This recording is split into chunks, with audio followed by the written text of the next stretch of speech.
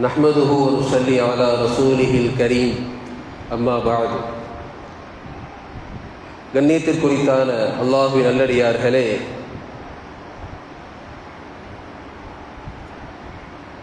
பலில் இன்சானு அலா நஃப்ஸிஹி பஸீரா வலவ் அல்கா மஆதீரா. மனிதன் அவன் செய்யக்கூடிய செயல்பாடுகளுக்கு அவனே சான்றாக இருக்கின்றான். அவன் என்ன காரணங்களை அல்லாஹ்விடத்திலே முன்வைத்தாலும் சரி, அவன் செய்யக்கூடிய செயல்பாடுகளுக்கு அவனை சான்றாக இருப்பதாக அல்லாஹ் ரப்புல் ஆலமீன் குறிப்பிடுகிறான். குறிப்பாக நற்செயல்கள் இரண்டு விதமாக அது தரம் பிரிக்கப்படுகிறது. முதலாவது, நாம் இயல்பாக நம்முடைய செயல்களில் நாம் நடந்து கொள்வது. இரண்டாவது, செயற்கைத்தனத்தோடு நற்செயல்களை நாம் செய்வது. காதிசியா யுத்தத்திலே காலித் இப்னு வலீத் ரலியல்லாஹு அன்ஹு அவர்களின் தளபதியாக கொண்ட போர் நடக்கவிருக்கிறது. பாரசீகர்களுக்கு எதிரான போர். ஒரு 2.5 லட்சத்திற்கும் அதிகமான பாரசீகர்கள் எதிரிகள் அந்த போரிலே கலந்து கொள்கிறார்கள். முஸ்லிம்கள் வெறும் 30,000 பேருக்கான அந்த போரிலே பங்கேற்கிறார்கள். காலித் இப்னு வலீத் ரலியல்லாஹு அன்ஹு அவர்கள் தளபதியாக நியமிக்கப்பட்டிருக்கிறார்கள். ஆனால் திடீரென்று உமர் ரலியல்லாஹு அன்ஹு அவரிடத்திலிருந்து ஒரு உத்தரவு வருகிறது. காலித் இப்னு வலீதை தளபதி பொறுப்பில் இருந்து நீக்கிவிட்டு சஅத் பின் அபி வக்காஸ் என்ற சஹாபியை, நபி தோழரை ஜனாதிபதி அவர்கள் நியமித்து விட்டார்கள். இந்த நிகழ்வு, இந்த சூழலில் பலரிடத்திலே ஒரு அதிர்ச்சியாக பார்க்கப்பட்டது. காரணம், காலித் இப்னு வலீத் ரலியல்லாஹு அன்ஹு அவர்கள் போரிலே கலந்து கொண்டால் நிச்சயம் வெற்றி என்ற நம்பிக்கை மக்களிடத்திலே இருந்தது. அவர்களுடைய போர் யுக்திகள் எல்லாம் மேற்கத்திய நாடுகளிலே புத்தகத்திலே பாடமாக இருக்கிறது. அந்த அளவிற்கு அவர்கள் போர்க்களத்திலே அவர்கள் தங்களுடைய பங்களிப்பை வெளிப்படுத்தினார்கள். ஆனால் அந்த யுத்தம் முடிந்ததற்கு பின்பு அவரிடத்திலே ஒருவர் வந்து கேட்கிறார், நேற்று நீங்கள் தளபதியாக களத்திலே நின்று போர் செய்தீர்கள், இன்று நீங்கள் ஒரு சாதாரணமான போர் வீரனாக களத்திலே நீங்கள் நிற்கிறீர்களே, எப்படி இந்த சூழ்நிலையை நீங்க உணர்றீங்கன்னு கேட்டாங்க. காலித் இப்னு வலீத் ரலியல்லாஹு அன்ஹு அவர்கள் சொல்கிறார்கள், நேற்றும் நான் அல்லாஹுக்காகத்தான் போரிட்டேன், இன்றும் நான் அல்லாஹுக்காகத்தான் நான் போரிட்டேன் என்று ஒரு போர் வீரர் நன்மைக்கான தனது பங்களிப்பை எவ்வளவு இலகுவாக வெளிப்படுத்துகிறார்கள் என்பதை நாம் கவனிக்க வேண்டும். இதில் 2 விஷயங்கள் வெளிப்படுகிறது. ஒன்று, அந்த சூழ்நிலையிலே, அந்த சூழலில் அவர்கள் அந்த பொறுப்பு நீக்கப்பட்ட பொழுது அவர்கள் கண்ணியமாக நடந்து கொண்டார்கள். எந்தவித சர்ச்சையும் அவர்கள் செய்யவில்லை. இரண்டாவது, அவர்கள் நடந்து கொண்ட விதத்தின் காரணமாக மக்களுக்கு மத்தியில் அவர்கள் மீது உண்டான மரியாதை அதிகமாகி போனது. கண்ணியமானவர்களே, எந்த ஒரு அமலாக இருந்தாலும் சரி, தொழுகை, தான தர்மங்கள், ஹஜ்ஜி போன்ற எந்த ஒரு அமலிலும் நாம் இயல்பாக நடந்து கொள்வது, இயல்பை கையாளுவது, ஆர்ப்பாட்டத்தையும் செயற்கைத்தனத்தை வெளிப்படுத்தாமல் நடந்து கொள்வது ஒரு சிறந்த ஈமானுக்கு எடுத்துக்காட்டாக இருக்கிறது. ஹிஜ்ரி 10 பெருமானார் ஸல்லல்லாஹு அலைஹி வஸல்லம் ஹஜ்ஜிக்கு தயாராகி விட்டார்கள். வரலாறே அந்த ஹஜ்ஜி பயணத்தை எதிர்நோக்கி காத்திருக்கிறது. மக்காவிற்கு செல்லும் வழிகளில் எல்லாம் முஸ்லிம்கள் சாரை சாரையாக தல்பியா முழக்கத்தோடு நின்று கொண்டிருக்கிறார்கள். பெருமானார் ஹஜ்ஜிக்கு தயாராகி விட்டார்கள். சுமார் 1,15,000க்கும் மேற்பட்ட நபித்தோழர்கள் அந்த பயணத்தில் நபிகளோடு செல்லவிருக்கிறார்கள். காரணம், பெருமானாரோடு ஹஜ்ஜி செய்ய வேண்டும், அவர்களின் ஒவ்வொரு அசைவையும் அறிந்து கொள்ள வேண்டும் என்ற எண்ணம். திர்மிதி ஷரீஃபிலே ஹதீஸ் பதிவாகிறது, ஹஜ்ஜன் நபி ஸல்லல்லாஹு அலைஹி வஸல்லம் அரா லிஹ்லின் ரஸ்த கதீஃபத்தின் துசாவி 4 தராஹிம்.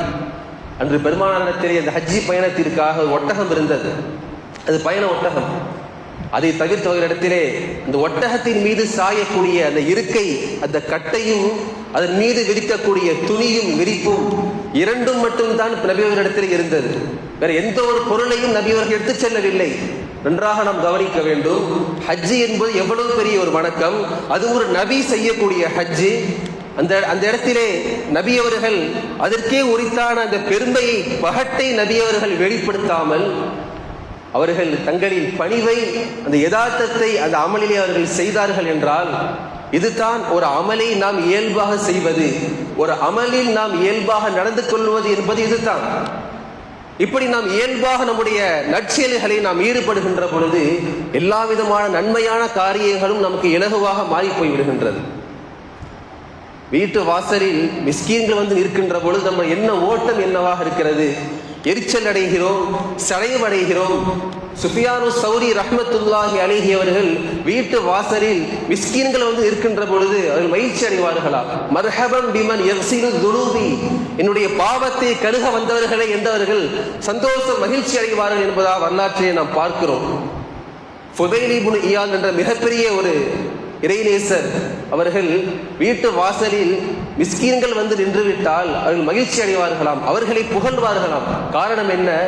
சொல்வார்களாம், நாளை மறுமையிலே நன்மைகளை கொண்டு வந்து மீசான் தராசிலை வைத்து கணக்கச் செய்பவர்களே என்று சொல்வார்களாம். காரணம், அதிகமாக தான தர்மங்களை செய்கின்ற பொழுது நம்முடைய மறுமை நாளிலே மீசான் என்ற அந்த தராசு கணப்பதற்கு காரணமான அவர்கள் கண்டு புகழ்வதாக வரலாற்றை நாம் பார்க்கிறோம். காரணம் என்னவென்றால், இந்த ஒரு நிலைக்கு காரணம் எந்த ஒரு அமலையும் அவர்கள் இயல்பாக கையாண்டது தான். இது போன்ற ஒரு நிலையை அல்லாஹ் அவர்களுக்கு ஏற்படுத்தி இருக்கிறார். இப்படி நாம் இயல்பாக நம்முடைய அமலை நாம் கையாளுகின்ற பொழுது, ஆர்ப்பாட்டம் இல்லாமல் நாம் நடந்து கொள்கின்ற பொழுது எவ்வளவு பெரிய ஒரு காரியமும் அது சாதாரணமாக மாறி போய்விடும். ஹிஜ்ரி 6 பெருமானார் ஸல்லல்லாஹு அலைஹி வஸல்லம் உம்ராவிற்காக தயாராகிவிட்டார்கள். நபி அவர்கள் மக்காவை நோக்கி சென்று கொண்டிருக்கிறார்கள். இஹ்ராம் ஆடை அணிந்து கொண்டு கையில எந்த ஒரு ஆயுதமும் கேடையும் அவர்கள் கையிலே இல்லை. மக்கத்து காஃபிர்கள் பெருமானாரையும் அவர்களின் தோழர்களையும் மக்காவிற்கு உள்ளே வரவிடாமல் தடுத்து விட்டார்கள், முற்றுகையிடப்பட்டு விட்டார்கள் நபி ஸல்லல்லாஹு அலைஹி வஸல்லம் அவர்கள். உடனே நபி அவர்கள் உஸ்மான் ரலியல்லாஹு அன்ஹு அவர்களை தூது அனுப்பி வந்ததற்கான நோக்கத்தை சொல்லி நபி அவர்கள் அனுப்புறாங்க. நாங்கள் யுத்தம் செய்ய வரவில்லை, நாங்கள் உம்ரா செய்ய வந்திருக்கிறோம் என்ற செய்தியை சொல்லி நபி அவர்கள் மக்காவிற்கு அனுப்பி வைக்கிறார்கள். ஆனால் மக்கத்து குறைஷிகள் உஸ்மான் ரலியல்லாஹு அன்ஹு அவர்களை மீண்டும் திருப்பி அனுப்புவதற்கு தாமதப்படுத்தி அங்கேயே வைத்துக் கொள்ளுகிறார்கள். ஆனால் ஒரு மிக பெரும் வதந்தி அப்பொழுது பரவியது. உஸ்மான் ரலியல்லாஹு அன்ஹு அவர்கள் மக்கத்து குறைஷிகளால் காஃபிர்களால் கொல்லப்பட்டு விட்டார்கள் என்ற செய்தி அப்பொழுது பரவலாக பரவியது. உடனே நபிகள் ஸல்லல்லாஹு அலைஹி வஸல்லம் அவர்கள் தோழரிடத்திலே, சஹாபாக்களிடத்திலே போருக்கு நீங்கள் தயாராகுங்கள் என்று செய்தியை சொல்லிவிட்டு உத்தரவிட்டு விட்டார்கள். நன்றாக கவனிக்க வேண்டும். என்ன ஒரு ஆச்சரியம் என்றால், அவர்களிடத்திலே எந்த ஒரு ஆயுதமும் கேடையும் அவரிடத்திலே இல்லை. அவர்கள் இயல்பாக நபி அவர்களுக்கு கட்டுப்பட்டு வந்த அந்த ஒரு சூழலினால், அந்த ஒரு பண்பினால், எந்த ஒரு ஆயுதமும் தரிக்காத சூழலில் அவர்கள் யுத்தத்திற்கு அவர்கள் தயாராகிவிட்டார்கள். இந்த நிலையை அல்லாஹ் குர்ஆனிலே புகழ்ந்து சொல்கிறான். லகத் ரதியல்லாஹு அனில் முஃமினீன இஸ் பஅஸ இது யுபாயிஊனக தஹ்த ஷஜரா. மரத்திற்கு கீழே அந்த ஒப்பந்தத்தில் ஈடுபட்ட அந்த சஹாபாக்களை அல்லாஹ் பொருந்திக் கொண்டான் என்பதாக. கண்ணியமானவர்களே, நாம் கவனிக்க வேண்டும். யுத்தத்திற்கான முடிவுகள் என்பது கோட்டைகளிலும் மாளிகைகளிலும் எடுக்கப்பட வேண்டும் என்று இந்த சஹாபாக்கள் அங்கு காத்திருக்கவில்லை. தங்களின் உயிர்களை மார்க்கத்திற்காக அர்ப்பணிக்க அவர்கள் துணிகின்ற பொழுது ஒரு மரத்தின் அடியில் நின்று கொண்டு அவர்கள் இந்த முடிவை எடுத்தார்கள். இந்த நிலையை அல்லாஹ் வர்ணிக்கும் முகமாகத்தான் தஹ்த ஷஜரா என்ற வார்த்தையை குர்ஆனிலே அல்லாஹ் பயன்படுத்துகிறான். கண்ணியத்திற்குரித்தான அல்லாஹ்வின் நல்லடியார்களே, நம்மிடத்திலே ஒரு நற்காரியங்களை செய்கின்ற பொழுது ஒரு ஆர்ப்பாட்டத்தோடு செய்ய வேண்டும் என்ற எண்ண ஓட்டம் நம்மிலே பலருக்கு இருக்கிறது. ஆனால் உண்மையான ஒரு இபாதத்தின் சுவையை சுவைக்க வேண்டும் என்றால் அந்த இபாதத் இயல்பாக இருக்க வேண்டும். எந்த செயற்கைத்தனமும் இல்லாமல் அந்த இபாதத்து இருக்க வேண்டும். அப்பொழுதுதான் ஒரு இபாதத்தின் உண்மையான சுவையை நம்மால் சுவைக்க முடியும். ஆனால் நாம் செயற்கைத்தன்மையோடு ஆர்ப்பாட்டத்தோடு ஒரு நல் செயலை நாம் செய்கின்ற பொழுது அது சிரமத்தில் தான் கொண்டு போய் முடிகின்றது. மேலும் அது போன்ற ஒரு நிலை என்னவென்றால், நற்செயல்களை செய்யாமல் இருப்பதற்கு அல்லாஹ் அப்படி ஒரு சூழ்நிலையை அல்லாஹ் ஏற்படுத்துகிறான். அல்லாஹ் நம்மை பாதுகாக்க வேண்டும். கண்ணியத்திற்கு உரித்தான அல்லாஹ்வின் நல்லடியார்களே, கேட்டதை வாழ்வியலில் எடுத்து நடக்கக்கூடிய மேன்மக்களாக அல்லாஹ் நம்மை ஆக்கி அருள் புரிவானாக. வ ஆகிரு தஅவானா அல்ஹம்துலில்லாஹி ரப்பில் ஆலமீன்.